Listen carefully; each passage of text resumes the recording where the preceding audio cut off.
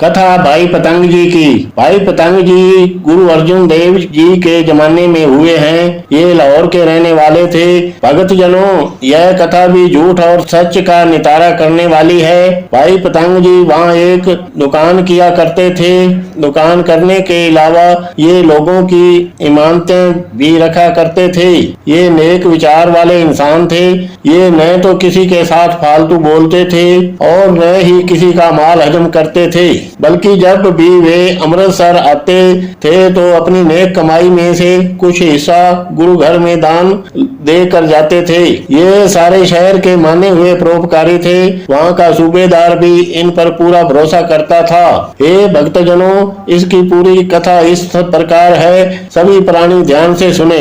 एक समय की बात है कि लाहौर के सूबेदार का एक दरबारी जमाल खान कहीं किसी काम के लिए बाहर जाने लगे तो वह इनके पास 200 सोने की मोहरें अमानत के तौर पर रख कर गए। उस समय भाई पतंग जी किसी काम में लगे हुए थे।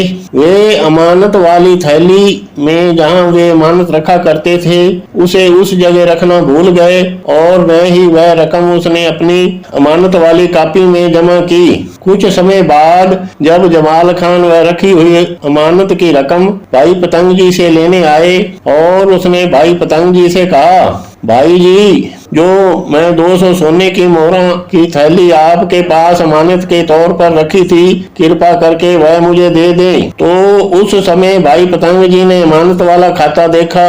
उस खाते में जमाल खान का नाम नहीं था और जहाँ वे अमानत रखा करते थे वह जगह भी सारी देखी, वहाँ भी इन्हें वे मोहरें न मिली। आखिर थक हार कर भाई पतंग ने कहा, भाई जमाल खान जी, तुम भूल रहे हैं, न तो आप मेरे पास कोई अमानत की रकम जमा कराने आए थे और न ही आपके खाते में कोई रकम तुम्हारे नाम पर जमा है। मुझे तो यह भी मालूम नहीं कि आप कभी मेरे पास कोई अमानत की रकम जमा कराने के लिए आए थे।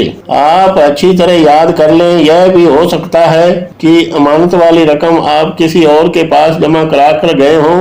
भाई पतंग की इतनी बात सुनकर जमाल खान के पैरों से मिट्टी निकल गई। उसने वह 200 मोहरें अपना के पेट काट काट कर बड़ी मुश्किल से बनाई थी, यही सोचकर कि मुसीबत में ये कहीं काम आएंगी। उनके पास सारी उम्र की यही पूंजी थी। कुछ सोचकर जमाल खान ने कहा, भाई साहब, वह पूंजी मैंने आपके पास ही जमा कराई है। अगर आप प्यार से दे देंगे तो अच्छी बात है, नहीं तो मैं सूबे के पास जाऊंगा और अपनी उसको फरियाद सुनाऊंगा। भाई पतंग जी, मैं सच कह रहा हूँ कि खुदा गवाह है, वह 200 सोने की मोहरें मैं आपके ही पास अमानत के तौर पर रख कर गया था।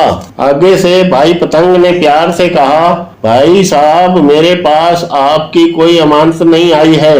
मैंने अपने हिसाब से सारी छानबीन कर ली है। हाँ, अगर आपने सूबे के पास जाना है, शिकायत करनी है तो जाकर कर लो। उदास होकर जमाल खान अपने घर आ गया कि कहीं भाई पतंग वाली बात सच्ची न हो जाए कि मैंने कहीं और जगह अमानत जमा करा दी हो। सारी रात सोचने के बाद उसके मन को पूरी तसल्ली हो गई कि अमानत वाली रकम यहीं जमा कराई थी। दूसरे दिन जमाल खान सीधा सूबेदार की कचहरी में गए और उसके सामने अपनी फरियाद लगाई और कहने लगे, सूबेदार जी, भाई पतंग जी ने मुझे दिन दिहाड़े ही लूट लिया। उसके पास अमानत के तौर पर मैं 200 सोने की मोहरें रखी थी, वह रकम हजम कर गया। आगे से जवाब दे दिया कि मेरे पास कोई आपकी रकम जमा नहीं है। लाहौर में उस समय सूबेदार का दर्जा बादशाह के बराबर होता था। उसने उसी समय दरबारी को भेजकर भाई पतंग जी को दरबार में पेश होने का हुक्म दे दिया। दरबारी भाई पतंग के घर गए और उसे पकड़कर हाकिम के सामने पेश किया।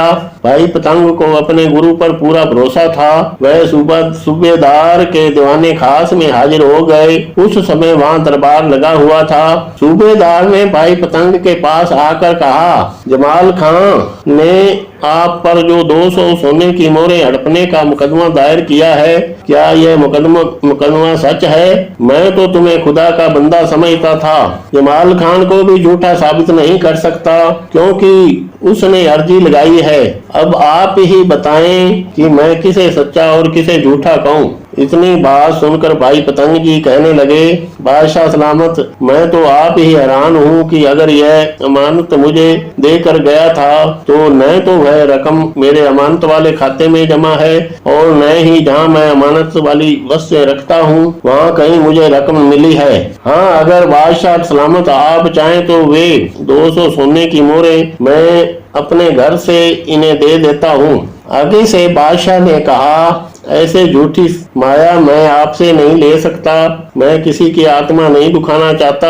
हाँ, इस झूठ और सच का एक और तरीका है। एक कढ़ाई में तेल डालकर उसे गर्म किया जाए, उसके अंदर तांबे के सिक्के डाले जाएं। जब वह तेल पूरा उकड़ जाए तो दोनों उस कढ़ाई में से बारी बारी तांबे का सिक्का बाहर निकालेंगे। उसी समय कढ़ाहा और तेल लाया गया। जब तेल पूरा उकड़ गया तो पहले भाई पतंग को कहा गया कि तुम इस कढ़ाई में से तांबे का सिक्का बाहर निकालें। भाई पतंग जी ने अकाल पुरख सच्चे पातशाह वाहिगुरु श्री गुरु अर्जुन देव जी का नाम लेकर उबलते हुए तेल में हाथ डालकर तांबे का सिक्का बाहर निकाल लिया।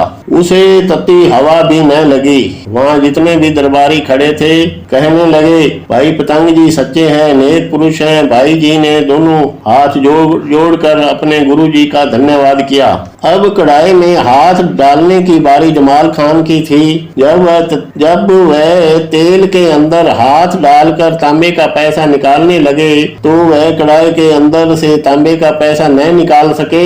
उसका हाथ जल गया और वह बेसुध होकर धरती पर गिर पड़ा। दरबारी उन्हें शाही शफाखाना में ले गए और वहां उनके हाथ का इलाज करने लगे। भाई पतंग जी वाहिगुरु का बाणा मानकर घर आ गए। जब थोड़ी देर बाद कोई ग्राहक दुकान से सामान लेने के लिए आए तो उसका हाथ उसी घड़े में चला गया जिस घड़े में वह पोटली पड़ी थी। जब उसने वह पोटली बाहर निकाली तो वह पोटली जमाल खान की थी, जिसमें उसकी पूरी 200 सोने की मोहरें वैसी की वैसी पड़ी थी। जब भाई पतंग जी ने वह पोटली खोलकर गिनी तो उसमें से पूरी 200 सोने की मोहरें थी। वह खुशी से उछल पड़ा और कहने लगा, भाई जमाल खान जी की सोने की मोहरें मिल गई। वह उसी समय जमाल खान के पास उसे वह मोहरें देने के लिए चल पड़े कि जमाल खान तुम सच्चे थे। अब उसे सब कुछ याद आ गया। उसकी तरफ चलता भी जा रहा था और बार बार कहता भी जा रहा था कि जमाल खान मुझसे भूल हो गई। उसे उस ग्राहक का भी ख्याल भूल गया जो कोई ग्राहक सामान लेने आया था। भाई पतंग कुछ ही समय बाद वह थैली लेकर जमाल खान के पास पहुंच गए। जमाल खान चारपाई पर लेटे हुए थे और दर्द से उसका बुरा हाल था। भाई पतंग उसके पास पहुंचकर कहने लगे, भाई जमाल खान, ये लो आपके 200 रुपए सोने की मोहरे की थैली, इसे अच्छी तरह संभाल लो। भाई तुम सच्चे थे, मैं तो भूल गया था। भाई तुम सच्चे होते हुए भी झूठे निकले। आगे से जमाल खान ने कहा, भाई पतंग जी, यह सोने की मेरे मोहरे तुम ही अपने पास रखो। मैं सच्चा होता हुआ भी झूठा निकला। मुझे अपने गुरु के पास ले चलो जिसने तुम्हारी सहायता की है। मैं उसके दर्शन करना चाहता हूँ। जमाल खान ने वह थैली न ली। वह उसी समय गुरु अर्जुन देव जी के दर्शनों के लिए श्री अमृतसर की तरफ चल पड़े।